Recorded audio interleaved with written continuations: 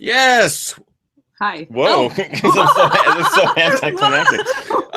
What is up, everyone? Welcome to Ginger Runner Live, episode number 163. A lot of fun is going to happen tonight. We always have already fun. happening. It's already happening.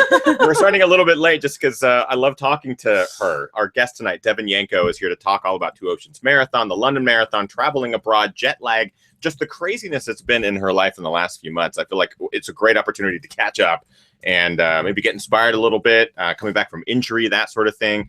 She's going to talk all about it on tonight's episode. Very excited because it's always a fun show when we have her on. So here we go, guys. Episode number 163 of Ginger Runner Live with Devon Yanko begins now.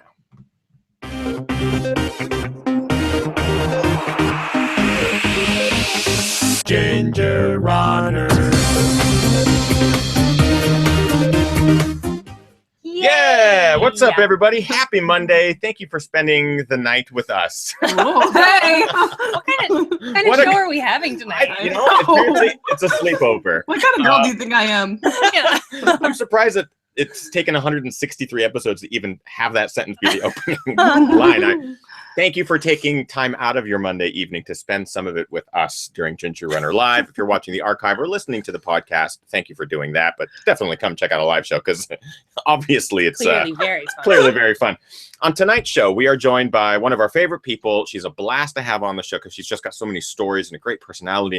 And the way she tells stories is so entertaining. So I'm excited to have her on, but I feel like there's been a lot that's happened in her life in the last couple of months, and I can't wait to catch up. Yes. I say let's just get into it. Of course, I'm Ethan, your host, and of course, I'm Kim, and as usual, you guys, I'll be in the chat room for the duration of the show. So if you guys have questions for Devon, just ask them in the chat room. I'll be pulling them out all throughout the show. And I'm sure you will have many, so make sure that you keep typing them if Kim misses them. Yeah. And our guest tonight, you've heard her laugh. Now you get to see her, Miss Devon Yanko. Yay! Hi. How are you? I'm really good. How are you? I'm good. Great. That's it. Goodbye. Good. No crying. I'm good. Nobody saw me cry this time. Sweet. I mean, we've had you on the show a number of times, but it's been a while. It's been a while, and I feel like a lot has happened just as far as training and injury and racing and so much since you've been on before. Yeah, I mean, I think I talked to you guys after Javelina. It was Javelina, yeah. And then, I did that whole little Western States thing, and then I had this crazy injury, and yeah, that's a lot. Yeah, I mean, that's even just like touching the iceberg. Yeah. Poking the bear. That's what we always do with icebergs. We just touch them. Just touch them. In your honor tonight, we are also partaking in some NorCal delicious gluten removed. Sweet. I'm actually sponsored by them, so thank you. Oh, yeah. We actually didn't know. It's just just good beer, and they sent us their new stuff, so we were testing it out. Nice. So let's actually start with the injury, because I feel like that's probably a good beginning snowball that kind of transcended into a lot of different things for you in the last couple of months. But so what happened? Because it was kind of unclear via social media and stuff like that. That's a great question. There's already. Do we need a cleanup crew? No cleanup crew. That stayed in. I wish every guest would answer it that way. So tell us a bit about that race.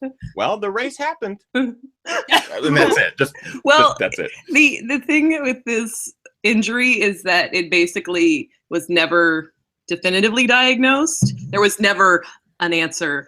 I started just saying that like my left earlobe was out of whack or something, because it's like something as ridiculous as that. And I saw everybody under the sun, and there was never an answer. I will say it was in my foot/ankle.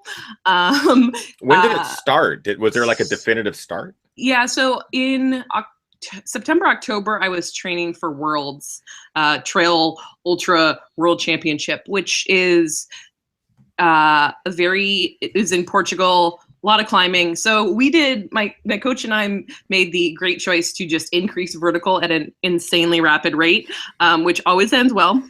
Always. So essentially, I basically ended up like losing all the dorsiflexion in my foot. It just felt like somebody was like ice picking me right in the ankle every time I basically tried to, bend my foot. And it was, I mean, I got MRIs, I saw these things, but nobody could ever decide. Like it literally, it started being a game. I was like, you're practitioner number 538 that I've seen. And they'd be like, and here's a different opinion. So it was also really frustrating because then I just never had an idea of what I should or shouldn't be doing. So I initially was cross training a lot and like riding the bike. I got, bought a fancy bike trainer and was doing Zwift and all this stuff. And then it turns out that actually like made my ankle hurt worse. And I only realized that after I ended up taking like 3 weeks off of everything, like including like not even kicking in the pool, which if you aren't good at swimming and then you try to just swim with a pull buoy, you last not very long. So I just took 3 weeks off completely in November. And then I got back on the bike and I was like instant ankle pain. One of the things that they did find in my foot in the MRI was that I had something called a tarsal coalition. And there was a doctor at Stanford who was like, that's the problem, even if it's not the problem, but you should have surgery and get rid of this thing. And I was like, but you're telling me it's been there my whole life. And now you're telling me it's a problem. And I've been running for like 12 years. I've been doing marathons, right? I've never been injured. And now you're telling me that this thing that's in my foot suddenly needs to be surgically broken. And I was like, okay, yeah, I'll call you back for surgery. And I just went on my way and like it got better. And I found a really good PT, a couple of really good people. Like I have a PT in Ohio where my friend Jonathan lives, and like an ART person in Seattle where I spent a lot of February, and it just gradually got better. So it's one of those where you have symptoms. It's obviously taking you out of running completely, but you don't necessarily have answers. I feel like we've had this story from viewers of the show. This question comes up a lot. Like, I have this thing that's unidentifiable. It's caused me to have to pull out of training and stuff like that. Do you have advice for anyone who might encounter this or is encountering this as far as how to get through it? Because I think that's what's amazing about your spirit, is that you were able to. Yeah, I mean, especially being my first injury, I really didn't have a lot of skills in my grab bag to go on. I would, thankfully for me, or not so thankfully, my good friend Amelia Boone was also injured, and so she had been injured for 6 months already when I became injured, and so I would basically just text her and be like, I know you've been injured way longer, but I feel this way, and she would be like, oh yeah, and this is how I like handled it, or just gave me an opportunity to just kind of vomit whatever I felt at, like, I'm never gonna run again, my life is over, or whatever it is. Or alternatively, because she is somebody who has like done so much mining for answers herself, like you have that example of somebody who just doesn't take the first answer. Because if I just took the first answer, somebody was like, well, you have a stress fracture and you should just not do anything. And like 3 other people said it wasn't a stress fracture. So it's like just continuing to kind of investigate. And I think you also know when you find somebody who actually is listening to you, like that makes a big difference. So like the PT I saw in Ohio, he actually started Team Run Eugene, and then moved to Athens, Ohio. But like I got on his fancy treadmill with all the, spots to see my stride and everything. And he didn't look at it from the perspective of diagnostics, but looking at it from like information perspective. So it was like, ultimately I resolved that the answer didn't matter. It was like getting healthy mattered. And so looking at what my body is actually doing and then working from there, and really kind of just digging into who are the best people to help me to find that answer. And I asked a lot of people, I have a lot of pro running friends, and I kind of opened up my search to being like, I don't really care where I have to go. So I think I just really had to stay after it in terms of that. And I mean, injuries are hard, especially injuries where every day you're waking up going, is today the day I'm fine? Or am I not going to be able to walk today? Like that mental space is not very easy to get through. But I also realized at a certain point that like, it's like, it will get better. So it's kind of like, you think about it like an ultra, right? Like you go into a bad patch and you're not like, well, I'll give this 5 miles and then that's it. Like, you're like, this could suck for the duration, it's going to take as long as it's going to take, and just kind of accepting that, I think, helps a lot. So you were basically dealing with that mental side of things of like, you didn't have a timeline. You didn't have a, this is the 4 to 6 week injury. This is a indefinite amount of time sort of injury. Yeah. Was it a constant kind of up and down, or was it in stages where you reached a stage where you're like, I don't care anymore, I'm going to continue to train and kind of push through it? Well, I couldn't train through this. Like, it came on really suddenly in basically the course of a week. And I went from doing like one of my highest peak weeks to not being able to run at all. So I think I took a total of like 10 weeks off of running total. And then as soon as I started running, it was like, okay, there's no pain, but I'm clearly not, like, I felt like a baby giraffe, like things didn't work right. So then I had to resolve that I had to figure out how to make my body work properly. And it wasn't just like, oh, I'm rusty. It was like, no, things are not firing, and therefore all the pressure is going into my foot. And so I had to then work on whatever the underlying issues were. And so that also has no timeline, right? Like, when you're changing, and that was a scary part too for me, is like I was changing so much of the way I was running through all these, crazy PT exercises, and like, just changing how much dorsiflexion I have in my foot. There's that thought, like, I will never be able to run the same way again. And, ultimately I just came to a place where I was like, I love to run. And if I can't run the same way that I did before, then if I can run, that's the goal. So yeah, it was something. I mean, I imagine that was probably a hard stage to go through, thought process. I know that Amelia, speaking of Amelia Boone, we got to get her on the show too. We talked about having her on. She recently posted, not trying to be the athlete you were before, or trying to achieve the goals you had before, but being a new athlete when you're coming back from injury. Did you take that on? Did you use that as kind of a thought process moving forward of, maybe you won't be Devon from previous, maybe this is a new Devon. Is that? Yeah. Oh, for sure. Actually, it was kind of funny when she posted that, because I was like, that looks like you just took our text message conversation and made it into a blog. Because it was, both of us are kind of like coming back at this. And like, it's not been a smooth transition. And like, I think there are plenty of people out there where you don't really see that like middle part, where you're just like, I'm not like, I'm healthy, but I'm not able, like, I'm not training at the same volume, or I don't have the miles under my body. Like, I'm not back. So it's like, you have to resolve that you're going to a different place. And that is a really good perspective, because it freed me from like self-comparison. And I think with like the races, especially going from, so I realized when I was in South Africa and suffering from very bad jet lag and kind of out of my mind, that I skipped one part of this whole process. So it should be get healthy, start training, and then race. And I just kind of went get healthy, start racing. And so that also made it a little more interesting, just kind of where I like jumped in and I'm running races that I have run before, or I'm running a marathon. You're always comparing to your own time, that kind of thing. And so by looking at it from the perspective of like, this is a new me, and this is where I'm starting from, it really helped me to go to those start lines without a lot of like, oh, I have to prove anything. I'm like, I don't need to prove anything. I've been doing this for 11 years. I don't, like, what do I need to prove? Right. I mean, this is incredibly helpful to hear as someone who's currently going through an injury that's undiagnosed. I mean, it kind of is diagnosed, but I'm working through pain that I know is going to be a long-term thing and influencing my training. And I'm constantly going back and going, well, 6 months ago, you were training at this volume and you were doing this speed and you're racing 50Ks at this pace.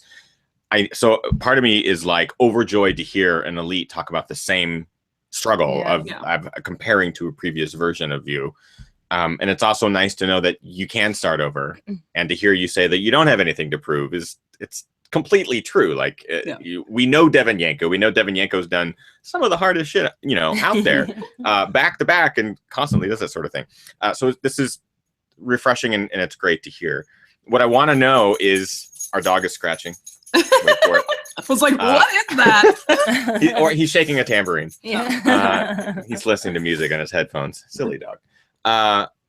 What was your decision to come back? Because you mentioned not necessarily going through the training phase, but coming right back to racing. And what was it? And was it a good experience as far as, was it good for your foot? You know, that sort of thing.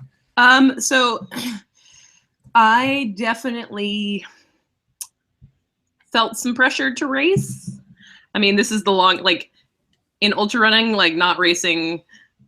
Let's see, I raced in September, and then I didn't race again until I did ComSet 50K at the beginning of March. Like that's the longest I've ever gone in my ultra running career without racing. And so I think it was both explicit and kind of just my own wanting to get back at it. Like I had explicit pressure to race as a sponsored person. That is something that you need to be racing. So there was that. And I think I just kind of took that and didn't have good boundaries in it about it. Like, because it had just gone on for so long that I kind of was like, I'll be fine to race by March. You know, I say in December when I've been running for like a week. So and I just didn't realize like, and the way things were progressing, in February, like I was building mileage, I was having no pain. And so I went to ComSet and I was like, this is just my first pancake, right? If I burn the shit out of it, who cares? At least I'm like having that experience. That's a great metaphor analogy, whatever it is. It's yes. Brilliant. And so I went to ComSet, had a really good day for like for having done one workout in 6 months, basically. Right. And so I was like, I'll be good to go for Two Oceans and London Marathon. And, you know, after ComSet, I walked away and I was like, I feel like the part of me that I had lost, which is like my durability, came back. Cause like I ran ComSet and I was like, I feel great. And then,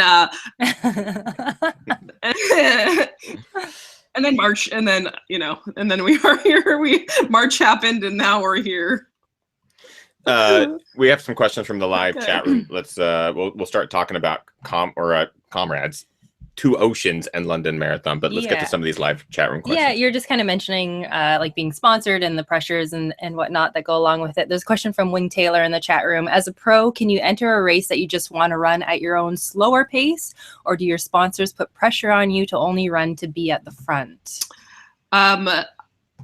My sponsors do not put pressure on me to run at the front. And yeah, so I mean, like Two Oceans in London, given my fitness, like I knew I wouldn't be able to compete with, like, I don't know, the girl who ran in the Olympics last year. And that's at Two Oceans, you know.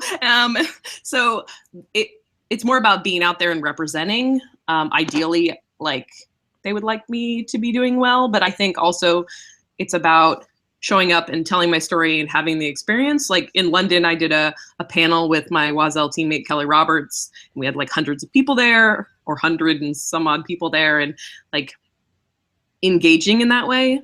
Yeah, I mean, I can. It's also like for myself, doing that is, I had to work through a lot to get to Two Oceans in a good place for myself without being like, I can't run slow. Right. Mm-hmm. Right. Just like my own, I've done really well at that race. Like the first time I did it, I was third and I was behind two Russians. So let's be real. I won the race in my first outing a couple of years ago. And now, you know, so it's like to go to that race and not, sorry. I just want to pull sound bites. No, we can't. Well, to be fair, the girl who was in second ahead of me did get caught the following year for doping. So I'm pretty sure she didn't take it up after she came in second. So just saying.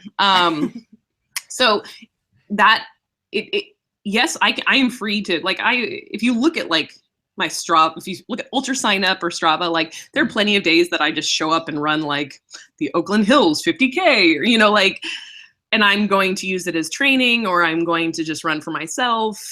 But I am also the type of person who my running, I fiercely protect it for myself.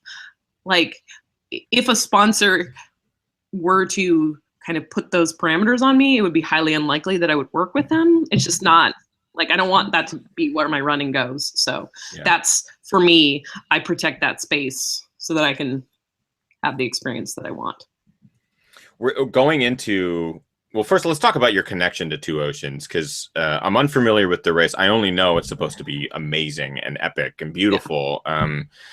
What is your connection? Because I know you have such an incredible connection to South Africa, having raced there a number of times. But I mean, so Two Oceans and Comrades are basically the two biggest ultras in the world. And once I learned about, like, once I got into ultra running and I learned about Comrades and Two Oceans, like, they were just top of my list. And I went for the first time to both of those races in 2012, when I like had run really well at the trials and I, you know, super marathon fit. So it was perfect because they're both road races. Mm-hmm. Cape Town now for me, I mean, I have Cape Town tattooed on my arm.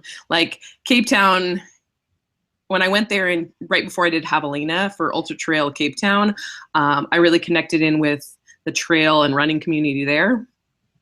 So like, I have some really great friends down there. And so, and Two Oceans is also like, it's just this like really amazing combination of like being in a really beautiful place. It's a super competitive race, but it's not, but it's also really hard because you have to go up some really big hills. You have to sometimes deal with gale force winds or, you know, like crazy weather.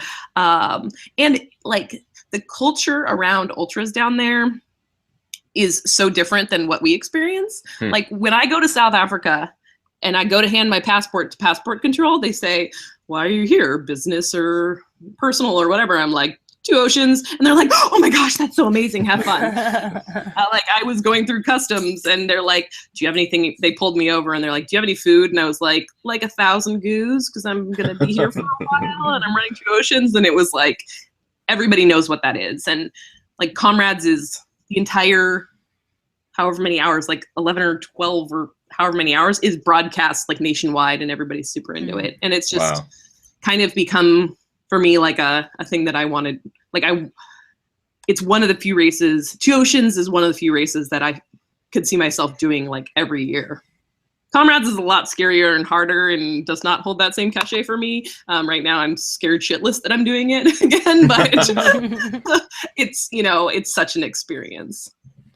So knowing kind of like you have this injury, you're, I'm going to say over it, but at least you are now, you have a race or two under your belt and under your feet. You know that it's at least working. You're getting back into training. Were you worried about Two Oceans? And then also, how did the London Marathon come into play? And I mean, these are pretty close.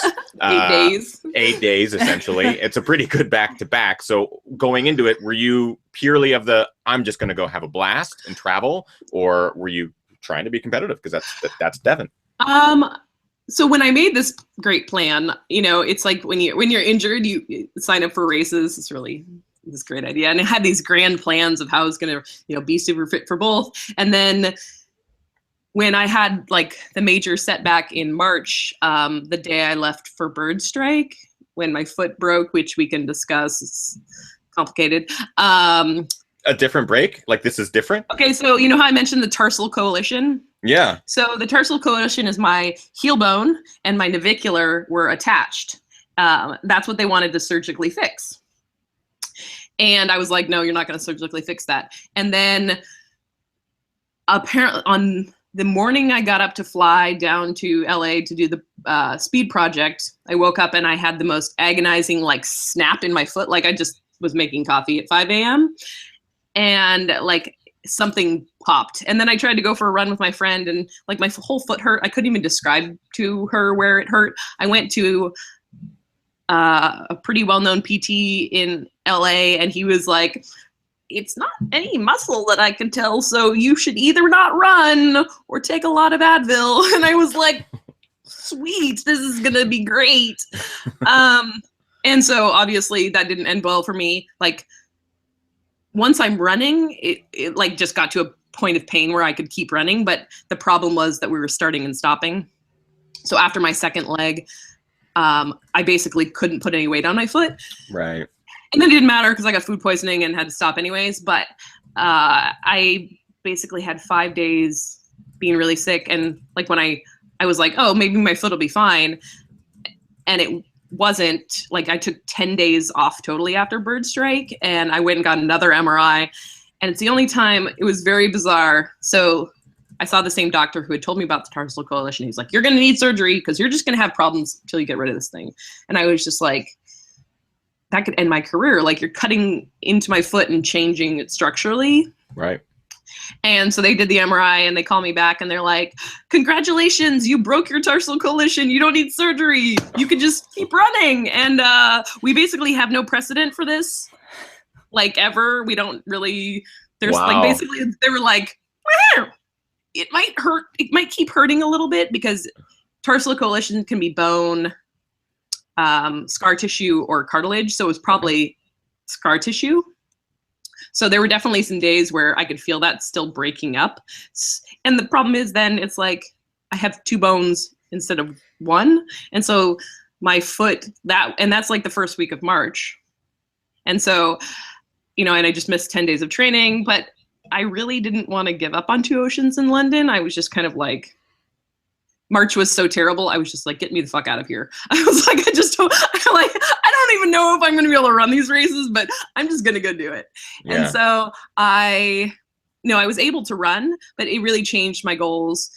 Like, I was totally emotionally prepared to run like 2 Oceans in 5 hours.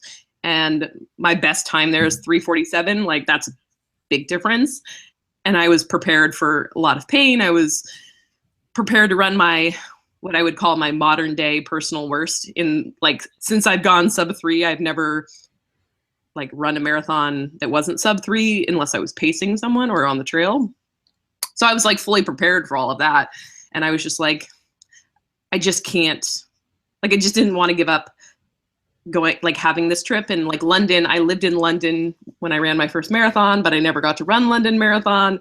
And so when I got in the back doorway that Mike Wardian told me about, it happened, like the timing just happened to be what it was. And so I was like, well, I don't think I'm any worse off running these 2 races close together because like I have nothing to go on. Right. It just like showed up and I was like, people are asking me questions and like interviewing me before 2 Oceans. And I was just like, honestly, I can tell you I'm not going to win.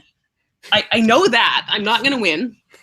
But I don't know. Like, I don't know how fast I can run. I don't know like what kind of pace I'm going to go at, anything. So.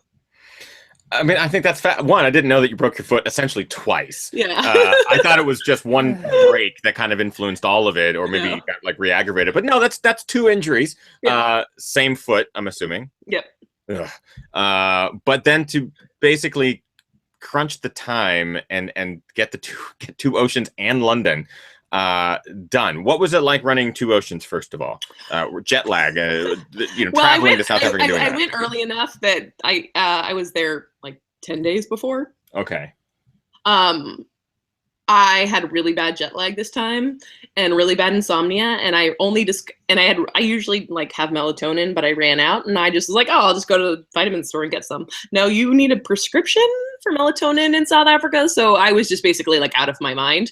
Not sleeping. So that was great. And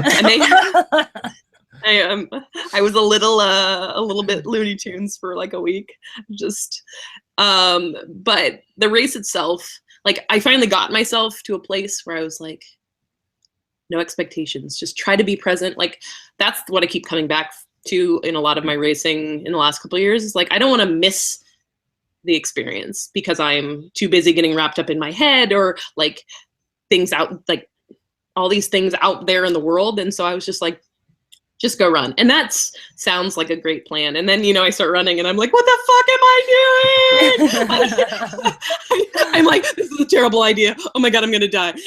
And it's funny because I ended up running with my friend Pete, who lives in South Africa. And he just, out of like 11,000 people, just miraculously like appeared at my side at like 2K into the race. And so we ran together. We didn't talk a lot, but I'd just be like, I'm having a really hard time right now. And he'd be like, you're fine. I'd be like, yeah, but I really want to quit. He's like, you won't. And I'm like, but I think I should. And he'd be like, mm-mm. And I'd be like, okay. So we keep going. And in my head, like it's funny because I think people have this conception that like, you know, fast people are just having the greatest time and never spend a whole race wanting to quit. And I literally was like, if I see somebody from my team, I raced for this team KPMG. I was like, if I see something, I'm going to quit. Like, I was like trying to come up with, like, I didn't need to quit, but like in my head, I was like, that is what I want to do. And I was like, what can I get away with? I mean, I can always blame it on the foot, but then I'll know I'm a liar. So I was like, I'm really out of shape. I can't do it. I pulled a muscle or something, you know, like this is going on in my head as I'm like running.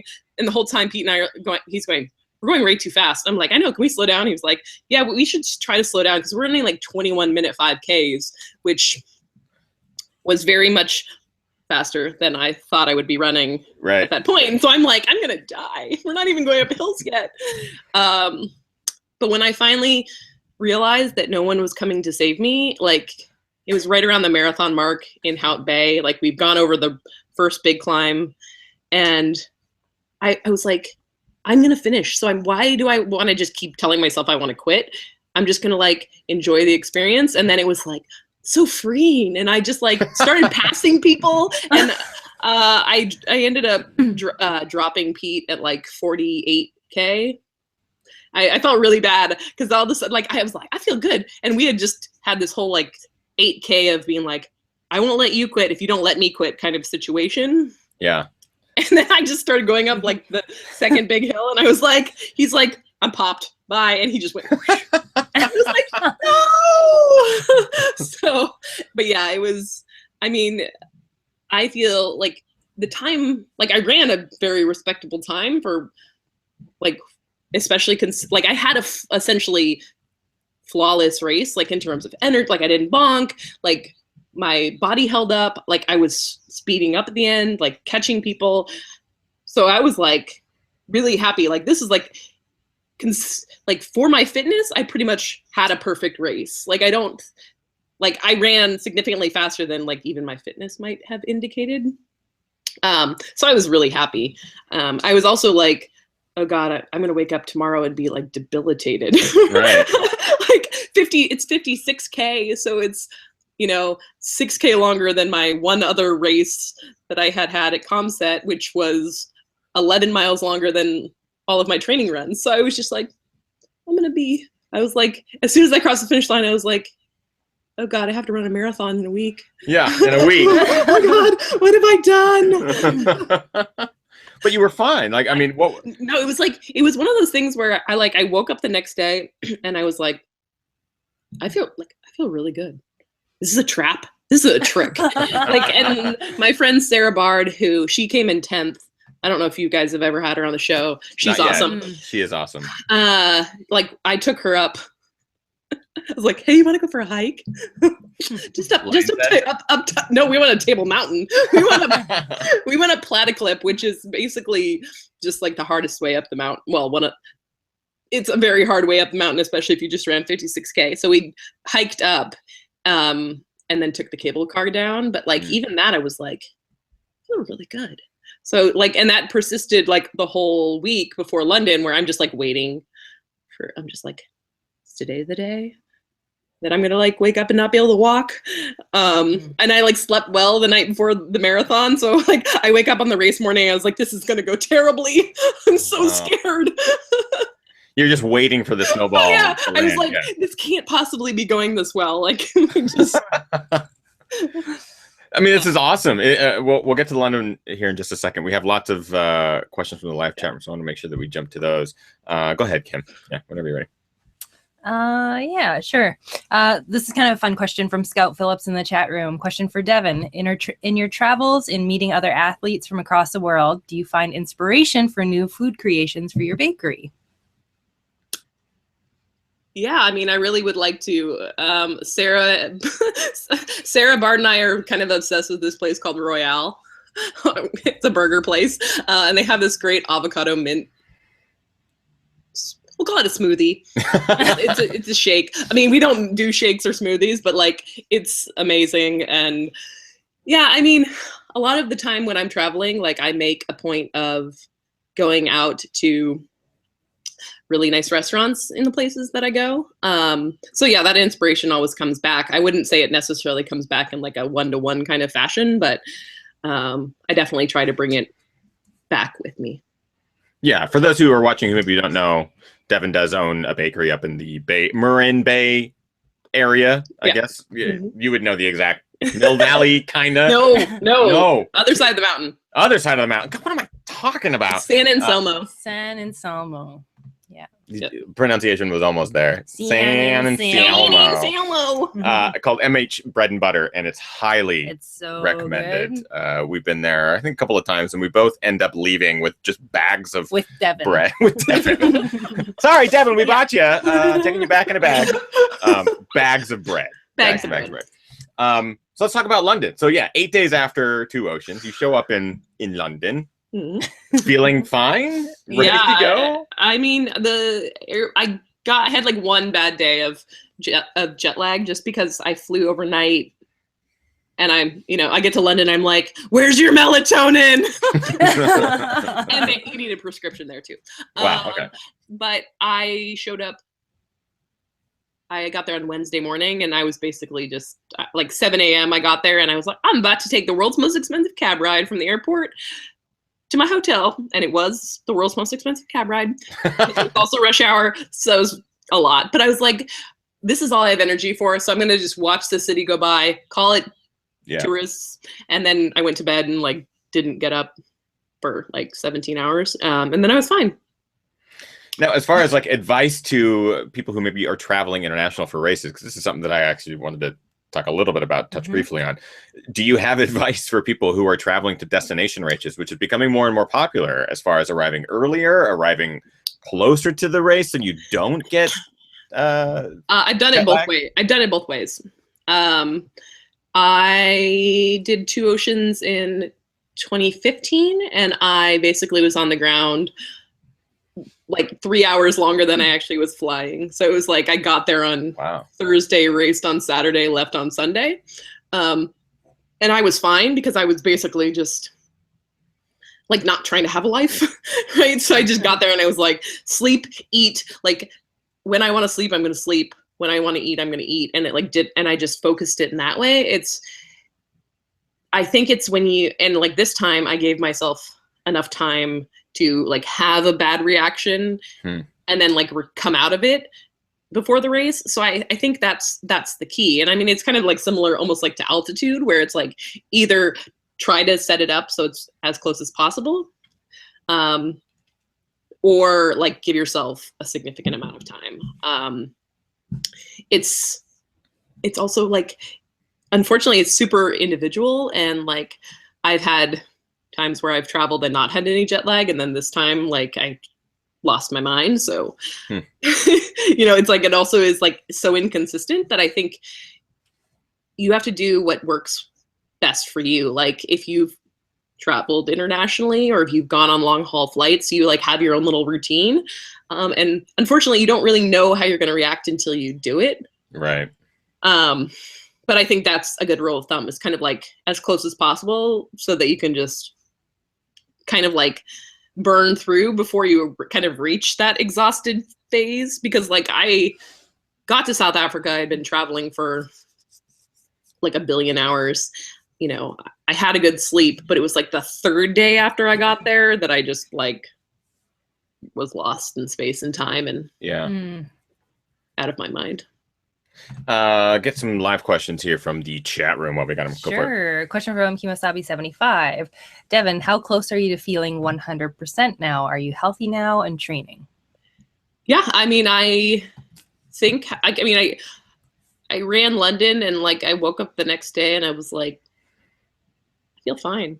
And like, I've been having all these conversations with people about like, not rushing back into training too soon, or like, like respecting your body, and like people putting out the image of like, there are a lot of people who like race and don't take any days off and like go back to it too soon. And I'm like, that's bad. You shouldn't do that, but I'm going to do it because I feel good. And that's the paradox, is like, based on how I felt, I felt like I could like decide to do comrades, and that like this, I can actually take what I just did and Like last week was a recovery week, but I still ran plenty. And then this week I'll start training kind of like full steam ahead. So I feel lucky in this regard. That is, in the past, was one of my kind of like my skills as a runner was my durability. I didn't need like significant rest generally after races. So I feel really good right now. The injury is good. So yeah, I feel confident to kind of pick up and I guess actually train. Well, I mean, that's great, because that's probably a little bit, it's probably nice to have that structure again, to at least have some semblance of strategy going into these races and whatnot. So did the injuries essentially fade away? Are you still dealing with a little bit of daily grinding? Is it kind of one of those where we'll see how it goes? Yeah, I still like on day-to-day basis have like I know I'm getting better because I'm becoming worse at doing my PT exercises. But like I still do when I wake up in the morning, like I have to like roll my foot on a lacrosse ball to like get the bones moving, and I can still feel things in there. But it's not pain, like progressive pain. It's just more like some of the like tarsal coalition, like it's just like having a new foot. I have a new foot and gonna have, and they told me that I would probably have like arthritis type pain because of the like the changes in the bones. And so like I am 100%, but it's also, it's different and it feels different. So I'm just like aware of it. How does this affect plans moving forward? You talked about Comrades, which is obviously a big undertaking. It's again, a lot of road, but you've already done a lot of road training, it seems like. Yeah, I was like, okay, it's in there. So how will that fit in for your plans for the year? I'm assuming states again and that sort of thing? No. So when I was losing my mind, jet lagged and insomnia, I was supposed to be in South Africa like through Comrades. So I was going to go to London and go back. But I determined that what I do when I feel really uncomfortable is I make decisions. And so I decided to come home. And I was like, I'm not doing Comrades. This is before I even ran 2 Oceans. Like, I just need to train and blah, blah, blah. And the good decision I did make in that period of time was to withdraw from Western states. Because I literally was like, I think until the middle of March, I hadn't touched trail. Right. Because I was basically allowed to run flat road, especially since like I was, even when I was like starting to build back healthy, I just really couldn't do a lot of like lateral movement.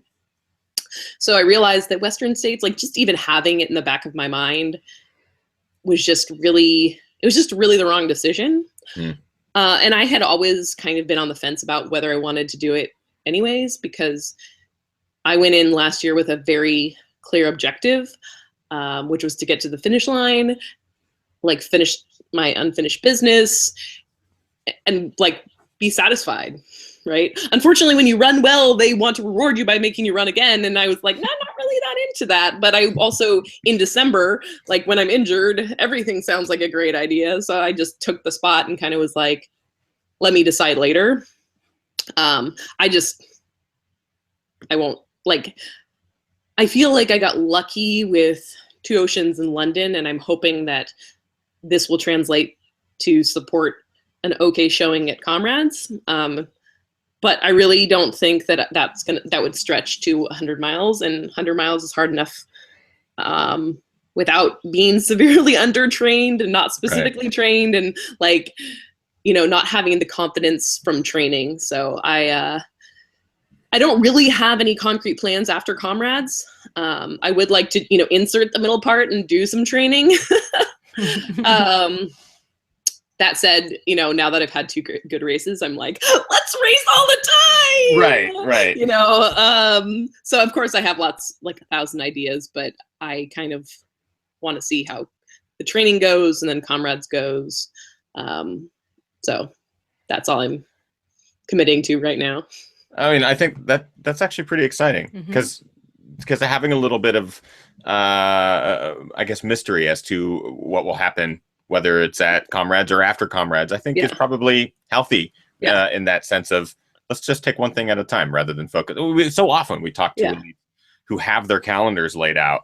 And, in the back of my mind, I can't help but go, I can barely think past next week, let alone to December, making plans that far ahead. It's and crazy. If I'm, real with myself, like the last couple of years, like I would, like put all these elaborate plans together of all these things I was going to do. And like what that ends up looking like, what you're saying in January and what it ends up in October, it's just a whole lot of crossed out lines. And like, I kind of want to be more open to like adventure and like maybe spending the summer, depending on like snow levels and stuff, like just being able to say like what I want to go do is run around Lake Tahoe however fast I want to, like not have to be like, I'm going to go for a record and I'm going to do this thing and I'm going to like kind of putting back some of that like space and being guided by like my own passion.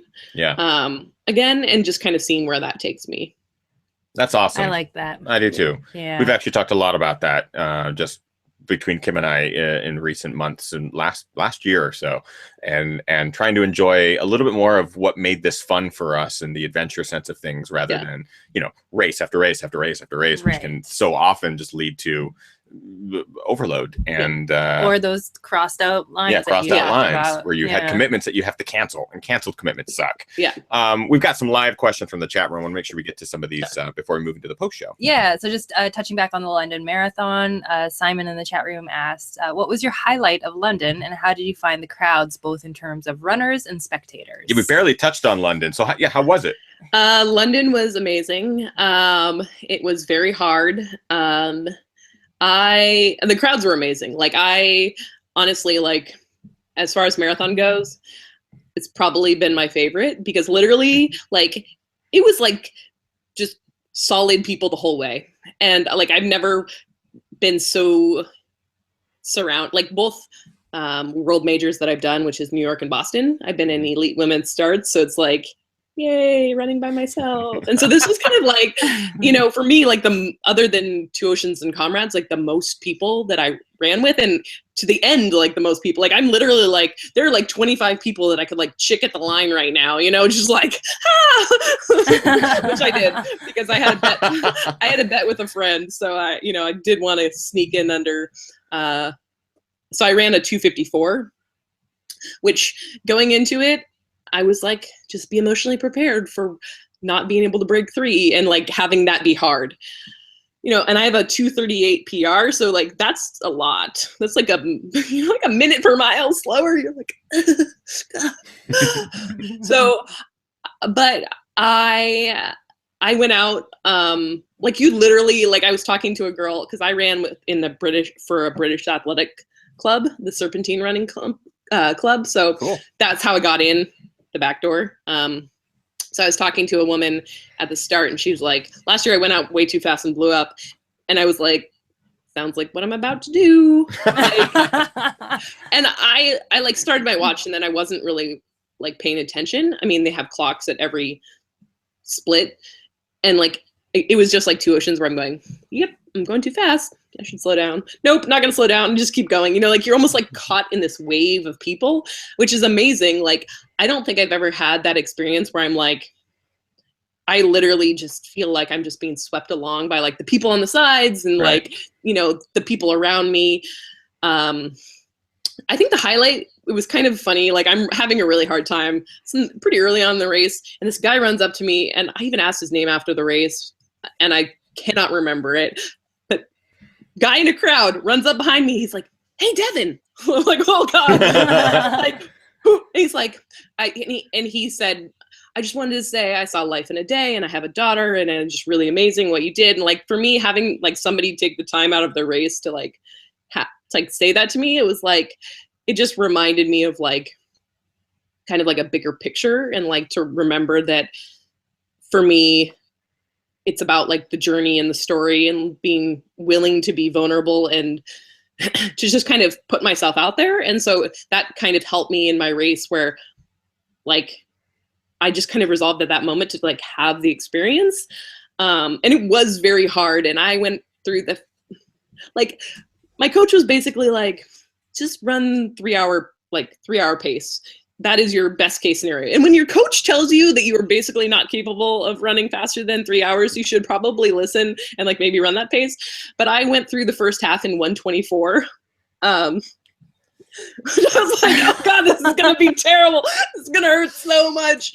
And at mile 16, Awesome. like my face just started melting at like mile 16. Like I was like, if I had like 20 gels, I probably would have taken them in the last 10 miles. Like that was when I was like the where I wasn't recovered, like the glycogen stores. Cause I just was like, I had 3 gels. I took 3 gels. I like started taking all of I don't even know what I don't even know what I was drinking. I was just like, does that have calories? Give it to me. Like, that have calories? Yes. Like, cause it was like, I'd take something and I'd be like fine for like a half mile. And then I'd be like, oh God, I swore, like hand to God, I swore I was running like 8-minute pace.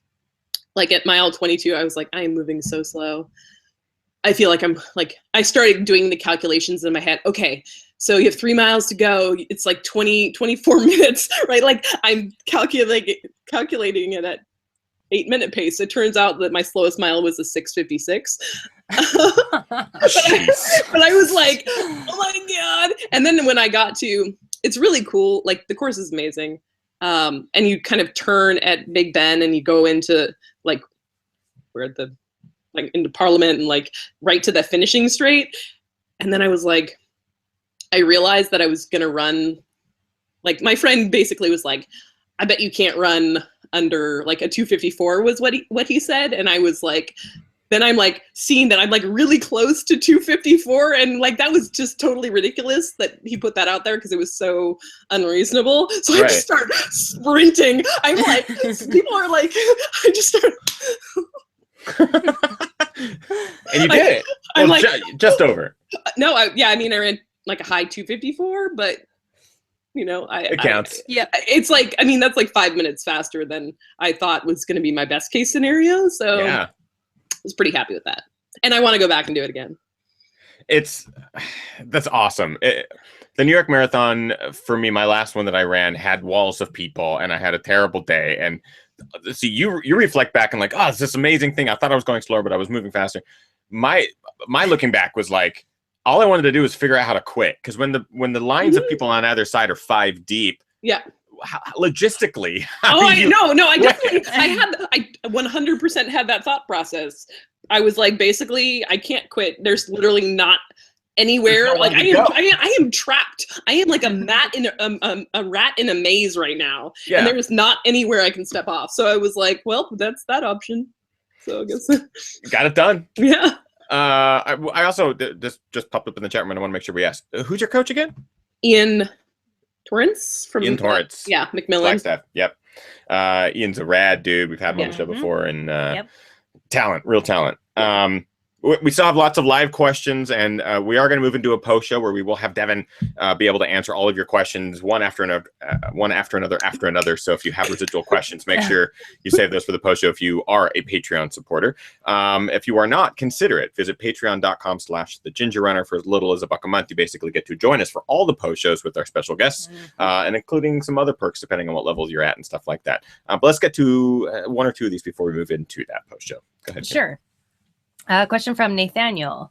Devon, do emotions impact your running? Do they help power you forward, or can they negatively impact your performance? And that's the end of the show. And that's fancy. No, I'm like, wait, have you ever seen a video of me running? I'm like crying and I'm an emotional human being, and so that translates into my running, for sure. I have learned in the last couple of years that a lot of the things that come up in my brain that like are emotional it's often just like my brain is just trying to fill the space of really long distances, and so I've learned to kind of have more non-attachment to that. But yeah, I definitely am a highly emotional runner. My brain is when I'm running, for sure. I feel like I've seen you at all levels of emotion in various stages and various races and stuff like that. And it's always pretty awesome to always see you with the finish, though, because the finish, Devon, is always just, it's a classic. Oh yeah, I'm glad to be done. Even if you won the race or if you got 10th or whatever, it's always, I'm glad to be done. That kicked ass. How fun was that? Tossing back a gluten-free beer or something like that. Yeah. It's in the middle when I do the crying. Yeah, it's just that middle section. Yeah. Let's get one more live question, and then we will wrap up the main show. Maybe we can. There's a few questions about shoe choices for these races, so maybe we can touch on what shoes you've been racing in. Yeah, Devon. So for these races, aren't your typical trail races; they're road races. So what have you been leaning towards in your training now, especially with coming off of an injury with your foot? Yeah. So I run for Hoka, and they have a lot of different shoes now, and just like any company, you have shoes that work for you, and I've taken time to figure it out. And with this injury, I raced both races in the Tracer, so that's their most lightweight, low profile shoe. One of the most helpful things since my foot broke was actually the Arahi, which is one of their newer stability shoes, because with the break, my foot is essentially a different foot. Having that extra support is helping it to work functionally correctly. So I need, like, my arch basically dropped a bit. So having that extra stability has really made a difference, and it's stiffer. So like I'm not putting all of that same pressure on my foot. But the Tracer worked amazing for those races. So that's really I'm assuming version 1. Yes. I think there's only one version. I don't think there's only one. I don't think they have any sort of. I don't know, the blue ones. 2. The blue ones. Oh, those are version 6, Devon. Yeah. You've got like. I have the prototype. Special ones. Yeah. So the Tracer. Those are my go-to right now. Awesome. And did you do anything specific for nutrition or hydration? This question comes up a lot for either of these races. Carrying it or just relying on aid? At Two Oceans, I had special elite water bottles, and apparently a special elite handler who chased after a girl from an opposing team who stole one of my water bottles, and she chased that B-word down and got my bottle back and put it back on the table. And I didn't even know. So I used Tailwind at Two Oceans, and also Goo. I visited Magda before I left, and she hooked me up. So a lot of Goo. Nice. Magda's good people. Yeah. Good people. And I'm obsessed with Stroop waffles, and that's been my pre-race thing. I just eat a bunch of Stroop waffles now. They're good. Yeah. I was gonna say before really a race or every day at lunch or for dinner. Welcome to the club. Yeah. Well, that's awesome, Devon. Before we move into the post show, I want to make sure that people can find you on social media. You have a great social media presence, and you're always interacting and stuff like that. So where can people find you across social? That's a great question. Twitter is fast_foodie. Yes, that's me. And then Instagram's the same, just no underscore. Fast foodie. Facebook, I don't really. If you try to friend request me on Facebook, if I've never met you, I will not accept your friend request.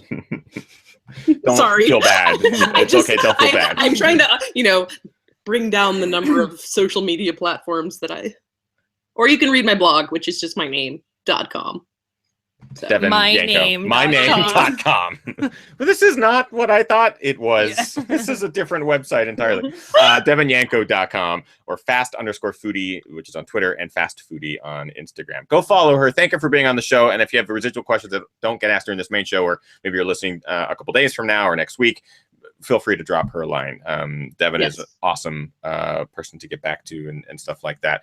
Devon, thank you for taking the time out tonight to at least let us catch up with what's going on, and also to follow those 2 races you just did within 8 days. Both races bonkers, and congratulations to crushing them both.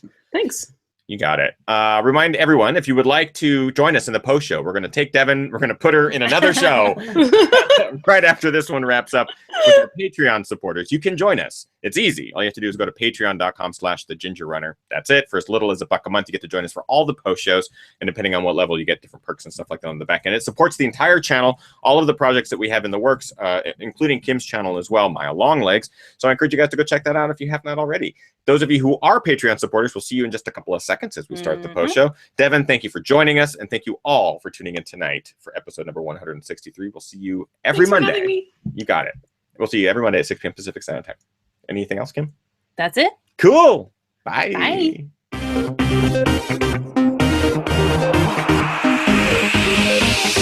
Ginger Runner.